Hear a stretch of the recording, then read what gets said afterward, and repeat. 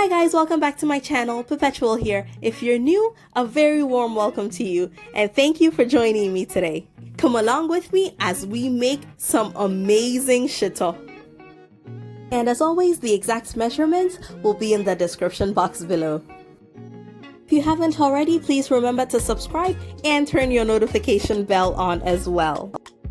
To get started, I'm going to finely chop my garlic, ginger, and onions and blend it into a smooth paste with a little bit of water.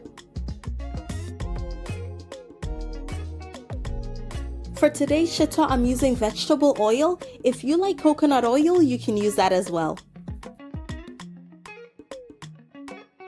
After the blended mix goes in, you're going to lower your heat and allow it to cook on low heat for about 30 to 45 minutes. We want to make sure that all the water has evaporated before we continue with our shito. For the spice blend that I'm putting in right now, I'm going to put a list of the ingredients in the description box below. I'm using about 1.5 teaspoons, and I'm also going in with a seasoning tablet. For this specific one, I'm using a Maggi shrimp tablet. For the ground herrings and the ground shrimp, I use a 2-to-1 ratio. So I'm using 2 cups of the dried herrings and 1 cup of the dried shrimps. You can buy both the dried herrings and the shrimps whole and either use a blender to grind it, or you can buy it already made in powder form. It is just a personal preference. If you're in Ghana, this is readily available in the market, and if you're outside Ghana and you have access to any African shop, they most likely will stock it as well. After your powder goes in, you're going to cook it on low heat for about another half an hour. For this batch of shito, I'm going to be frying some shrimps, so I just cut it into bite-sized pieces and fry it until it is super crispy. You can also use fish or meat. Just make sure you fry it until it is really crispy, and you want to make sure that there's no water in it because that can spoil your shito when it sits out for a long time. I'm just seasoning it with a little bit of my all-purpose seasoning, and of course the recipe is on my blog, and I'm going to put the link in the description box below.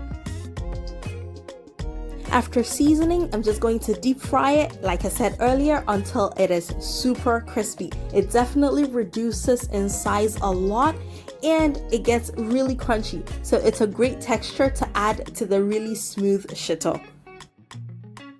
I fry it in batches to make sure that it will fry really well and get nice and crunchy for me.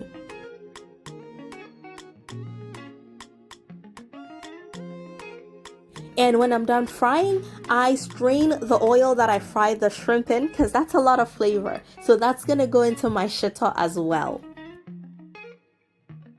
Now, of course, the amount of dried chilies that you put in there is totally based on preference and how spicy you want your shito to be. And you can always just use a little bit of cayenne pepper as well. And for extra flavor, I'm going in with about 1 teaspoon of dried rosemary, and I'm adding the oil from our fried shrimps as well. After simmering for about 20 minutes, our fried shrimp goes in. Now guys, if you're going to be leaving your shito out, please add more oil to preserve it. I'm storing mine in the fridge, so I don't need a lot of oil. A lot of people will agree with me when I say that shito is the most versatile and life-saving sauce there is known to our country. It is amazing with rice, banku, kenkey, even bread, even though I don't understand that bread one. But hey, to each their own. And the staple, gari, like I'm having today. Once your shito cools down, be sure to store it in an airtight container in the fridge or in a cool area. If you like this video, please give me a thumbs up and let me know in the comment section when you try this amazing recipe out. I will see you again very soon. Thank you all so much for coming along with me on this delicious journey. Take care, guys.